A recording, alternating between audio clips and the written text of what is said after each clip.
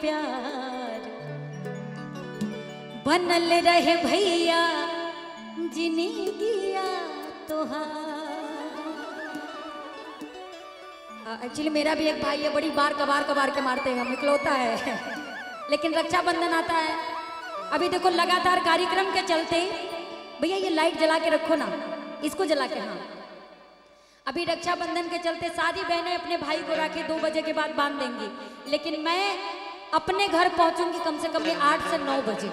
मेरा भाई भी वेट करेगा बिना खाए पिए, बस आप लोगों का प्यार आशीर्वाद पाने के लिए। और अच्छा लगेगा तो हमारी बहन लोग भी, ये आप ही लोगों के लिए है ना। उसके बाद फिर हम आप लोग को डांस कराएंगे। फिर सिवेश जी हैं और निशा दीदी हैं, झूमेंगे, सब लोग मिल के गाएगा। कि रेशम के धागा में बहिना के प्यार बनल रहे भैया जिंदगिया तोहार। आइए, रेशम के धागा में बहिना के प्यार, रेशम के धागा में बहिना के प्यार बनल रहे भैया जिंदगिया तोहार, बनल रहे भैया जिंदगिया तोहार।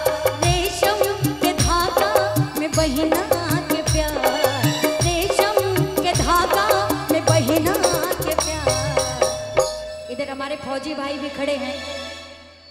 बड़ा कष्ट होता होगा अगर छुट्टी नहीं मिलती होगी राखी के लिए, इसीलिए क्या कि राखी के धागा में बहिना के प्यार, अरे राखी के धागा में बहिना के प्यार बनल रहे भैया जिंदगिया तोहार। राखी के धागा में बहिना के प्यार बनल रहे भैया जिंदगिया तोहार।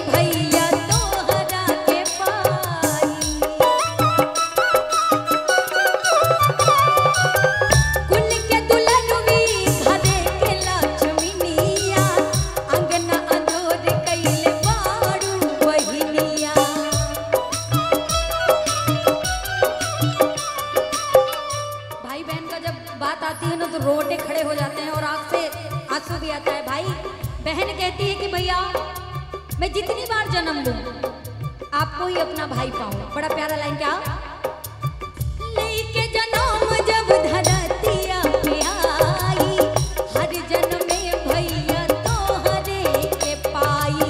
कुल के दुल्हनवी घरे के लक्ष्मीनिया, अंगना अंजोर कइले बाड़ू बहिनिया, अंगना अंजोर कइले बाड़ू बहिनिया। इहे घर द्वार मिले इहे पानी बार, इहे